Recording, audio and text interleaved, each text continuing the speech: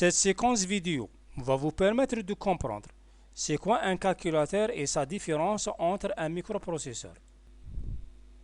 D'abord, si on parle du microprocesseur, ce circuit électronique est un circuit intégré conçu pour traiter les informations, bien sûr, selon certains circuits qui le constituent, à savoir une unité arithmétique et logique, des registres, des compteurs, une unité de contrôle et ainsi de suite.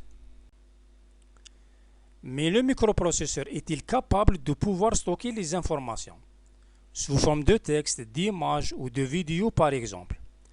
Alors une unité de mémoire est nécessaire pour que le microprocesseur puisse aller chercher successivement les informations et envoyer ces résultats après traitement. Donc l'utilisation de mémoire est capitale.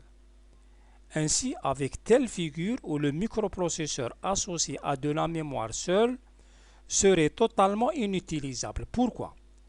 Parce qu'il ne pourrait ni recevoir ni donner d'informations à l'utilisateur, plus généralement au milieu extérieur ou périphérique.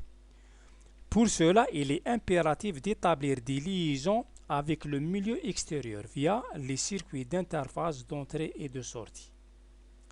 De plus, le fonctionnement du microprocesseur ne peut être assuré complètement que si un signal d'horloge lui est appliqué, ce qui peut donc cadencer rigoureusement son travail. Ainsi, on arrive à tel ensemble appelé calculateur. Dans ce cas, quelques points sont à souligner. Si les informations sont assez importantes, alors le microprocesseur devrait être assez puissant et ce qui demande une mémoire assez importante pour stocker telle information. Ainsi, on parle d'un micro-ordinateur.